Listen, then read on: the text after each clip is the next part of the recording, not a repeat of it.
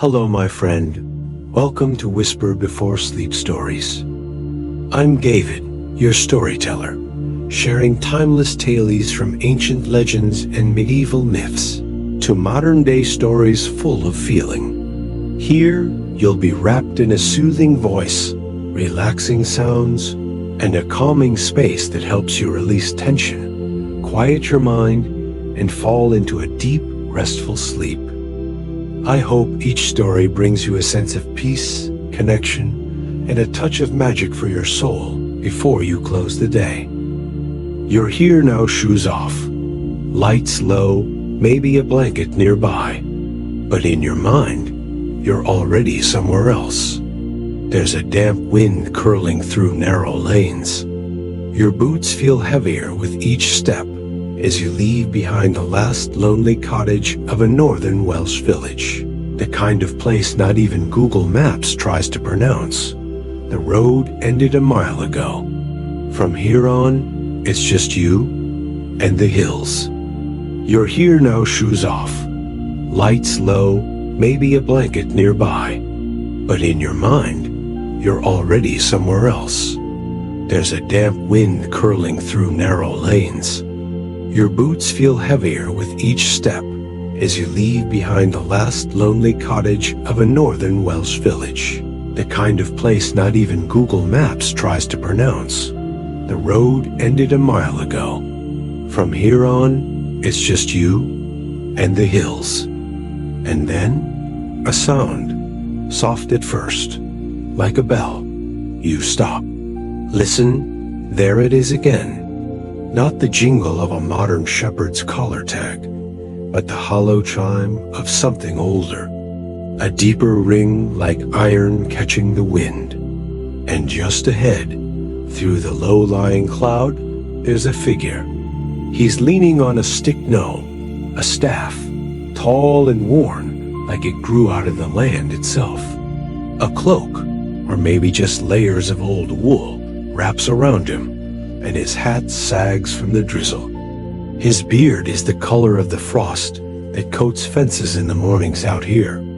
He doesn't speak, just gestures with his chin, a silent, keep going. So you do. And after some distance, he follows. At some point, it stops raining, but the air still holds on to the wet like a secret. The sheep grow louder, their calls echoing off stone walls that have no purpose anymore. Crumbled fences, fallen huts, forgotten purposes, now just blending into the landscape. You look back. The shepherd is still there, never closing the distance, but never falling behind. It's like he's been behind you your whole life. Eventually, the trail curls between two rounded hills, like shoulders turned inward, protecting something. The wind hushes.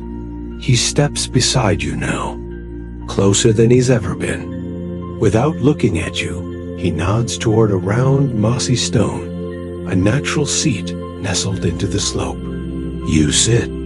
He kneels nearby, feeding dry twigs into a circle of stones you hadn't noticed before, already blackened from countless fires. His hands move slow, like this is the 100th time he's done this exact thing, right here, with someone else who once wandered too far. He strikes a flint spark's glow, catch, and within moments, the fire is dancing low and warm. It doesn't make sense. There shouldn't be anything dry enough to burn. But it burns anyway. He finally speaks. His voice is gravel wrapped in wool. You don't hear the hills until you stop talking to yourself, he says. And just like that, you realize how loud your thoughts had been. Plans, lists, worries, shapes of things that haven't even happened. You sit quietly, the fire popping. The mist has lifted just enough to reveal a view of the hills rolling out endlessly before you, like green waves frozen mid-breath. There's a path under your boots, he says. Older than the sheep track? Or among, maybe older. laid down when men still listened to the wind and didn't ask it to spell things out. You blink slowly, letting your eyes follow the rise and dip of the land. You can still see the stones if the light's right, he says. Flat and wide, fitted like teeth. Horses passed through here, and not the kind you race for glory, the kind that carried messages or soldiers or both. Depends who tells it. You want to ask why it's not on any map, but your mouth stays closed. You already know. He picks up a twig, draws a line in the ash, then curves it. Most folks walk these hills and think it's just land, he says. But it's a library if you know how to read the folds. He leans in, and for the first time, you see his eyes. Blue, like lake water under ice. There's something under everything, he whispers. Stories like roots, even in places where nothing seems to grow. You stay a long time there, not really thinking about time at all. The fire doesn't grow or die. It just keeps. And behind the crackle, you start to hear it. Little shifts in the air, murmurs caught in stone, the thrum of old footfalls and decisions long ago. It's not eerie, just present. The shepherd finally speaks again. If you listen, I'll tell you the ones I've heard. And so you do. The fire settles into itself, like it's been listening too. No crackle now, just the soft hiss of peat giving up its last breath. You lean closer to the warmth, eyes heavy but open, as the shepherd begins to speak again. You ever walk through heather at night? He asks, eyes on the smoke. Its eyes, like it's dreaming. You shake your head, or maybe you just think you do. He taps the ash with a finger. There's something beneath the heather here, not just roots or stone. An old road, long forgotten, older than kings, older than the names we use for places. He looks up at the darkening sky. Somewhere, a sheep bleats, and it echoes off the hills like a question left unanswered. That Roman road I mentioned, he continues. They say it went all the way from the coast to the mountains, laid with such care you can still find pieces if the moss hasn't taken them. Some say it was cursed. Others just say it was haunted. I say it remembers. You look down at your boots. Somewhere under the muddy grass, there might be the edge of a flat stone, placed by someone who's been dust for 2,000 years. The thought makes your breath slow. People used to see lights, the shepherd says softly. Along the road, blue ones, floating, quiet, like candle flames, only they never flickered in the wind. You glance up. He's not smiling, not joking, just telling it plain, like it's weather. They follow the road even now, though no one admits it. People say it's swamp gas or tricks of the eye. He shrugs. But these hills don't care what names you give things. He tosses a small stick into the fire. It lands without a sound. There was a girl once, he says. Lived in a house not far from here, long time ago. Some say she was born with a veil over her face. Old Welsh folk believed that meant she could see between worlds. You feel the wind tug at your sleeve. She'd wander the hills at night. No lantern, no dog, just her and the dark. And the lights would come, never touched her, just walked with her, like they knew her name, her real name. The shepherd rubs his hands together. One night, she didn't come back. Her father went looking, said he followed the lights, saw them lead him all the way up to the crest of Brynderwyd, the Druid's hill, found her shawl on a stone, still warm. He sighs. To this day, no one knows where she went. Some say she joined the lights. Others think she just left, same way the Romans did quietly, without bothering to leave a note.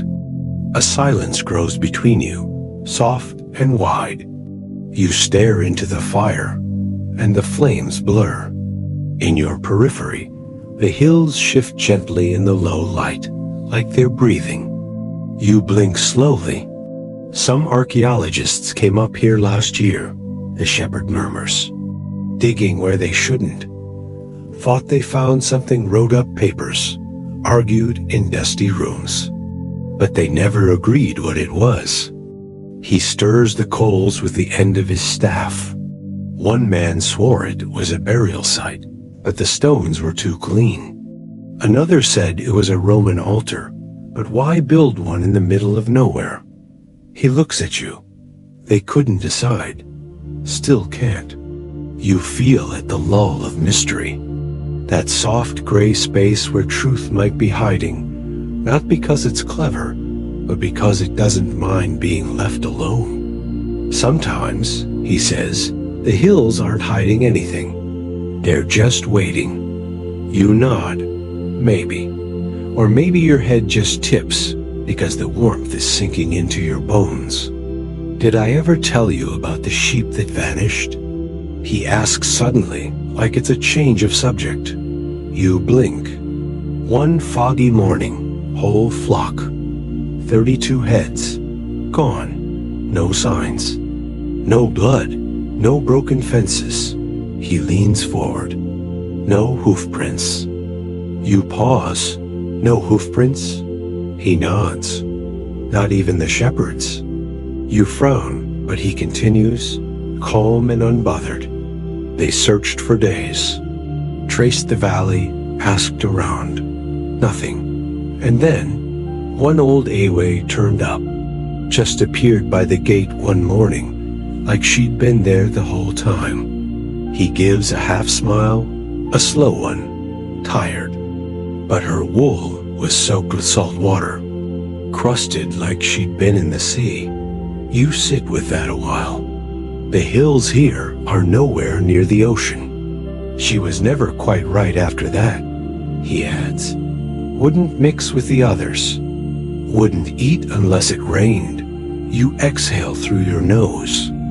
There's no punchline coming. Just that. You glance around. The fire's gone low, and the fog has crept back. But now, you're not sure it ever left.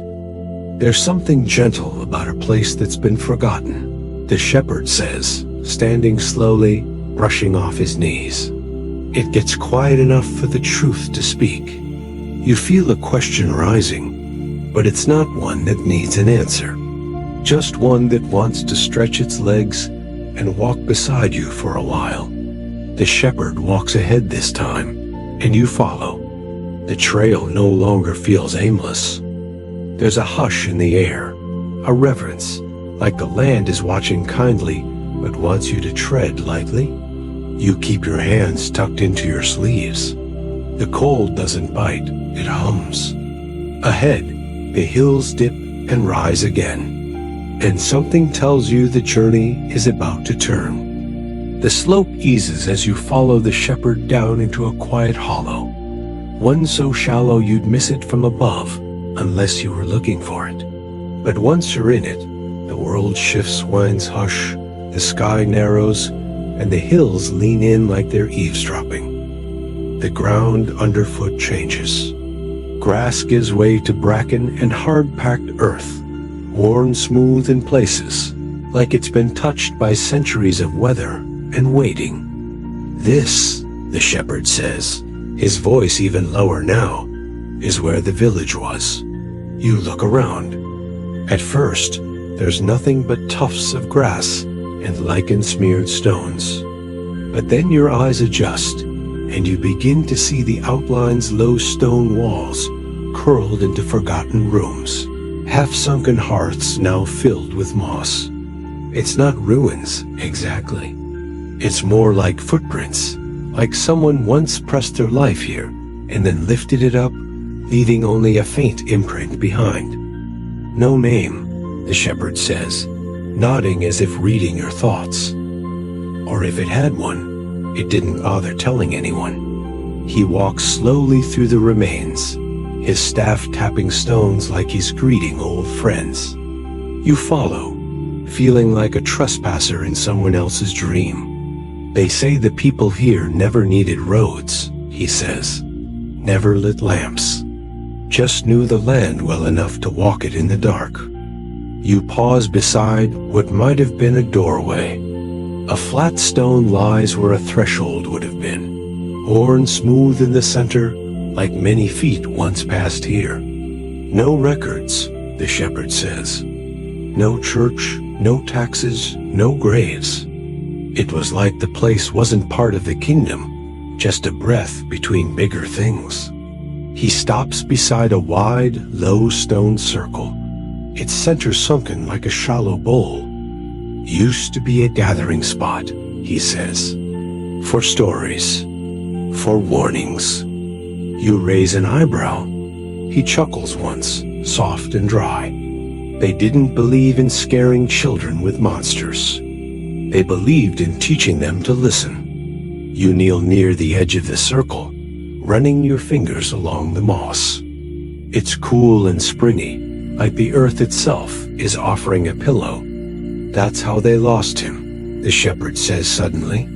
You look up. His eyes are on the far side of the hollow, where a small slope leads toward a copse of hawthorn trees. Who? You ask, your voice hushed without trying. The last one, he says. Name was Idris, goat herder. Had a laugh like a cracked kettle. Used to sing to the stones when he walked. The shepherd steps carefully, leading you toward the trees. Their branches are crooked, wind-warped, and thick with thorns. Beneath them, the earth is dark and soft, dotted with sheep droppings and tiny white mushrooms that look like teeth. Idris went up that way, he says, pointing past the trees. One morning, just after a frost. Said he saw something in the sky, something round, not sun, not moon. Said it shimmered like water. His goats followed. You glance up the slope. It doesn't seem like much.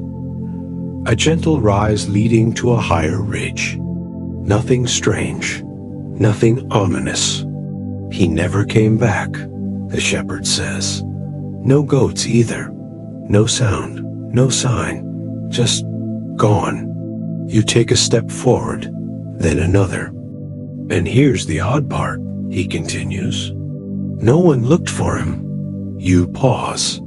Not because they didn't care, the shepherd says, but because they all dreamed the same thing that night. Every one of them, the whole village. You feel a subtle tension in your chest, a tug just below the ribs. What did they dream? He doesn't answer for a long time. The wind stirs, soft but insistent. They dreamed of silence, he says finally. Complete and perfect. A silence so deep they couldn't hear their own hearts beating. And in that silence, a shape rose from the earth. Something enormous, covered in wool and teeth. You glance back down at the hollow. The forgotten village seems quieter now, still, as if holding its breath. Next morning they packed what they could carry, he says, and left, every one of them. Left food, tools, even the animals. Just walked away. He leans on his staff. They say the sheep followed too. The two of you stand there, looking up the rise. The mist is thinner here, the clouds lit from behind by a moon you hadn't noticed before. It's nearly full. Not round, exactly off kilter, like it's been gnawed. Researchers came by 5 or 6 years ago, the shepherd says, voice almost distracted. Wanted to map the site, put drones in the air, took soil samples. Found pottery old, yes, but not ancient. He gestures to a flattened stretch near the edge of the ridge. You hadn't noticed it before, but the way the grass lies, It's too neat, too deliberate. And here's the thing, he says, smiling without mirth. The footage from the drones? Corrupted. Every file. You turn back to the hollow, and something in you aches. Not from fear, from knowing you'll forget this place someday. The way dreams slip through fingers. The shepherd speaks again, so quietly you almost miss it. Some places aren't meant to be remembered by everyone. Just a few. Just long enough. You walk back together, not speaking. The fire is out now, but the ashes still glow faintly. He gestures for you to sit again, and you do. You're not the first to hear these stories, he says. You won't be the last. But they only live as long as someone's willing to carry them. You nod. And for a while, there's only the night and the wind moving softly through grass that remembers more than it says. The night deepens, and though the fire has faded to just the faintest embers, you don't feel cold anymore. There's a warmth that doesn't come from flames, a stillness that feels earned, like the hush after a long story has finally been told. The shepherd remains beside you, his hands folded over his staff. He stares off toward the far hills, where the horizon has melted into fog and moonlight. There's something I never tell right away, he says, his voice lower now, soft like the whisper of grass under sheep hooves. Something about this land, this hill, this spot. You look at him. His face is unreadable, not hiding anything, just patient. A stone, he says, buried not far from here, flat, smooth, and carved. They say it wasn't meant to be found. You wait, sensing this isn't just a story, it's a moment, one he doesn't give lightly. When I was young, he begins, I followed Awe up past the ridge. Stupid thing had slipped through the fence and wandered off. Took me all day to find her. But on the way back, I tripped on something just barely sticking out of the soil. He rubs a knuckle with his thumb, scraped my knee. That's how I saw it. A curve, like the rim of a bowl, but stone. He sighs. I dug, slowly, with my hands, took ours. Got the moss off, the dirt, and underneath dot letters. He looks at you now. Not Ramon, not Welsh, not Latin, just something else. He reaches into his coat and pulls out a small, worn sketchbook. Opens to the middle, shows you a pencil rubbing soft lines, circular symbols, strange geometric forms. You've never seen anything like it. They came from somewhere, he says. The people who built the village, or before them. The ones who taught others where not to go. The ones who knew the land didn't belong to them, but to something older. He flips the page to another rubbing. This one has fewer lines, but more weight. At the center, a spiral long and thin, then tightening into a dark core. Beneath it, a mark that resembles an eye. I dreamt about it, he says quietly, before I even found the stone. You feel your skin tighten, just slightly, not in fear, but in awe. Like standing too close to something sacred. I didn't show anyone, he continues, not even my father. But that night, I heard music, not the kind you sing or play, just tones, echoing from the hills, not from above, either from below. He closes the notebook and puts it away. You probably won't survive this, he says suddenly. Not unkindly, just factual. You blink. What do you mean? He shrugs. This place, it marks people. You feel it already, don't you? Like something's brushing against your memory, rearranging your thoughts so gently you won't even notice they're different. you do feel it.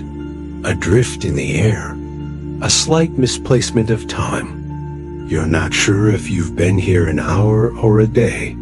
He stands and walks to a rise just beyond the fire. There are burial sites here, but no bones. Monuments with no dead. Shrines to absence. The wind picks up, rustling the bracken. Far away, you think you hear bells again. Faint, almost kind. Here's the part the historians never write down. He says, every 7 years, something comes down from the ridge. Not walking, not crawling, just appearing. A mist that moves against the wind. A silence that hushes the sheep. He squats, drawing a shape in the dirt with the butt of his staff. It's the spiral again. But this time, it spins outward. They called it the opening. The villagers who stayed too long. Some believed it was a doorway to the underworld. Others said it was the land dreaming with its eyes open. You glance to the hills. They seem to shimmer, ever so slightly. Researchers still wonder if this was a ceremonial site, he says. If those who built it believed in multiple realities layered like pages in a book. They argue about it, debate the carvings, the alignments, but they all agree on one thing. He turns to you. This place is older than the stories we tell about it.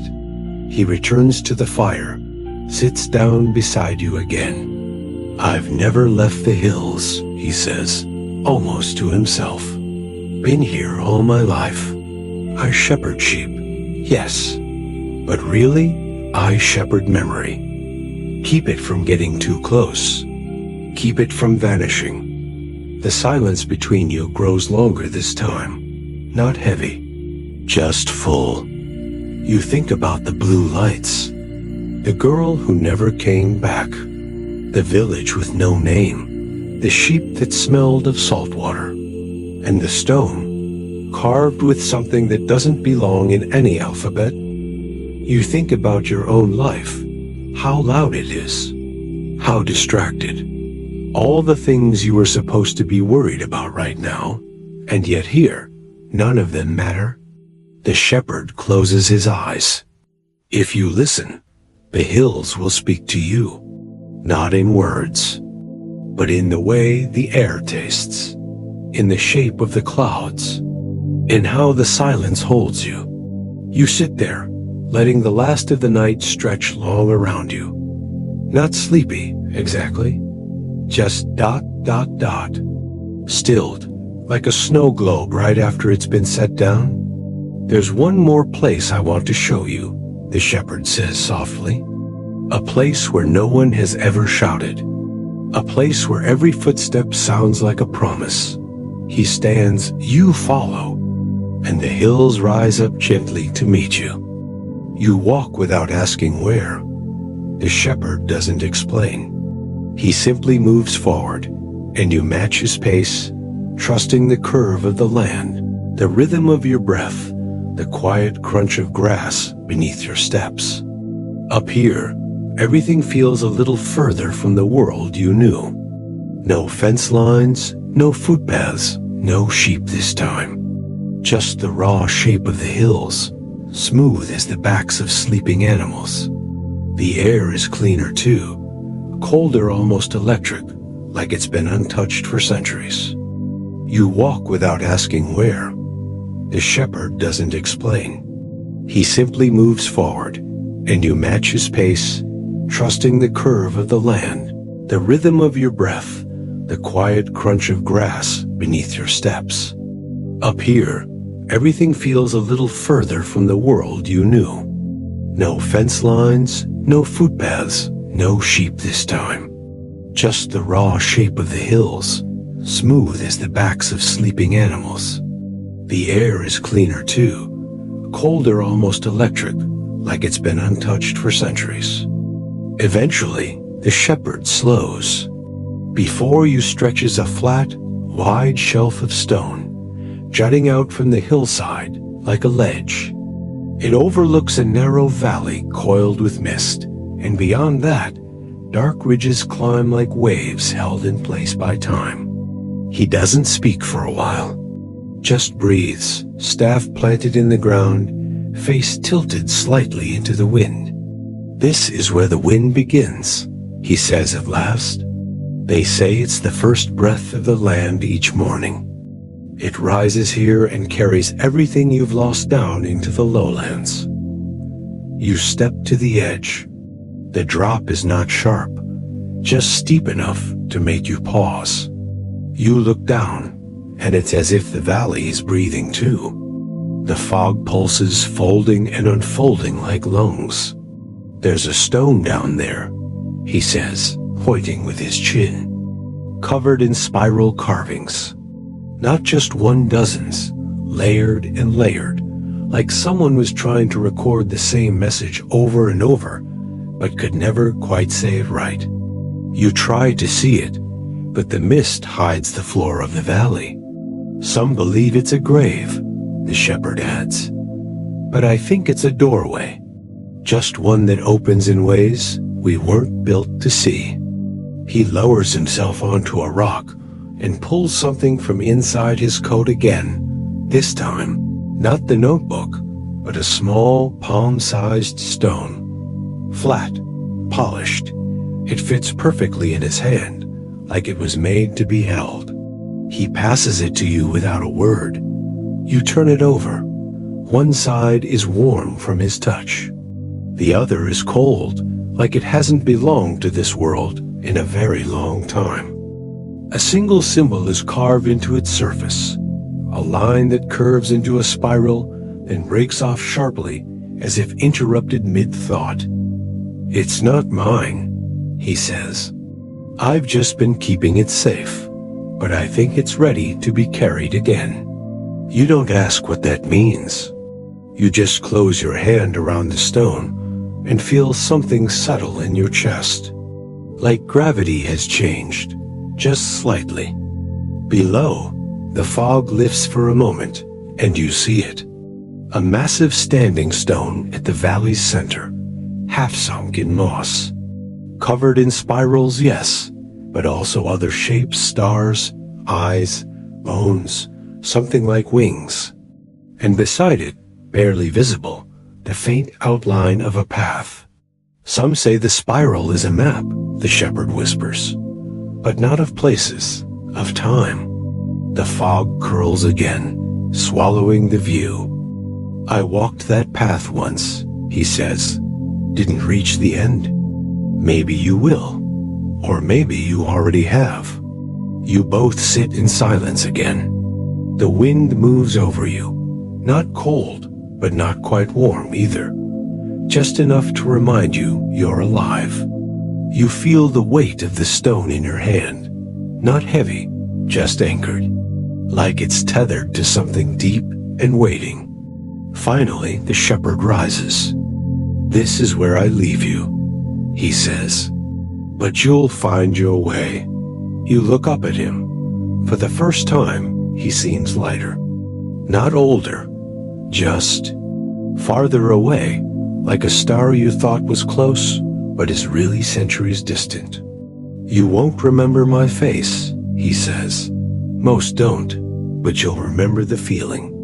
And that's enough." He turns and walks back the way you came. You stay stone in hand, the hills holding you like a story remembered just before waking. There's no sense of time passing, only a deep, slow drift.